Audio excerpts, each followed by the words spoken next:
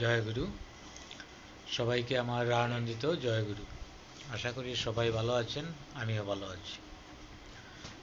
আজকের বিষয়টি হচ্ছে ঠাকুরের কিছু কথা বলার জন্য চেষ্টা করব।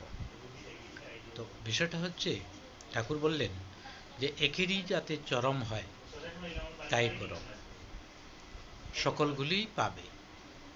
তো আমরা অনেক সময় যাতে একের যাতে চরম হয় তা আমরা করতে পারি না। কেন পারি না? কারণ আমাদের একটা চাইতে গিয়ে আমরা 10টা চেয়ে বসি। এই জন্য আমাদের মন মানসিকতা একত্রিত করতে পারি না। এই জন্য আমাদের কোনো কিছু পাওয়া ঘটে না জীবনে। তাই ঠাকুর বললেন যে একের যাতে চরম হয় তাই করো, সকলগুলিই পাবে। তো আমরা অনেক সময় এক নিষ্ঠায় আমরা কোনো কর্ম করতে পারি না। যখনই কোনো কর্ম করতে যাই তখনই আমাদের মনে অনেক ধরনের ভ্রান্তি ধারণা বা অনেক ধরনের চিন্তা যখন আসে, তখন আমরা একত্রে থাকতে পারি না, মনটা ছুটাছুটি করে অনেক জায়গাতে চলে যায়। তখন মূল যে ভিত্তি যেটা, মূল যে পরিকল্পনা যেটা, এটা থেকে আমরা অনেক সময় দূরে সরে যাই। আর এই দূরে সরে যাওয়াটাই আমাদের অমঙ্গল ডেকে আনে। তাই আমরা ঠাকুরের কথা এবং ঠাকুরের নির্দেশ আমরা যদি পালন করতে হয়, তাহলে তার কথাগুলো মনোযোগ দিয়ে আমাদের শুনতে হবে। কারণ আমরা যাতে একের চরম হয় আর এককে নিয়ে যেন আমরা নিজের জীবনের সব কিছু দিয়ে যেন একত্রে থেকে বা এক নিষ্ঠায় থেকে তার কর্মগুলা করতে পারি। একনিষ্ঠায় থাকলে জীবনের সব কিছুই পাওয়া সম্ভব। কারণ এই যে ঠাকুর বললেন যে একটা চাইতে গিয়ে 10টা চেয়ে বসে না। আর 10টা চাইলে কি হয়? নিজের জীবনের যে মূল ভিত্তি, এটা আমরা অনেক সময় হারিয়ে ফেলি।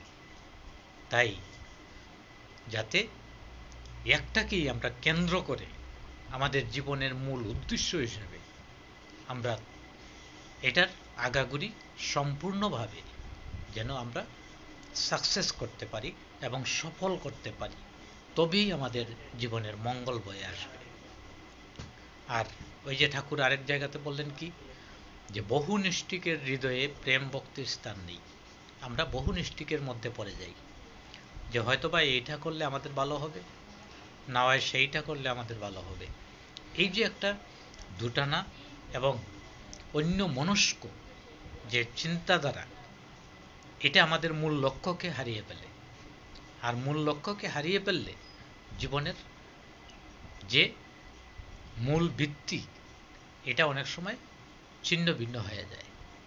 তখন একত্রে আর থাকা যায় না।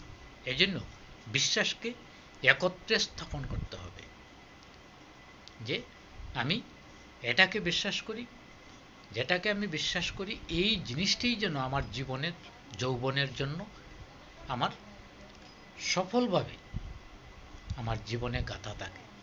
আর এই ভাব নিয়ে যদি আমি কর্ম করে যাই এক নিষ্ঠায়, তাহলে সফলতা থেকে কখনো কোনো মানুষ বঞ্চিত হতে পারে না।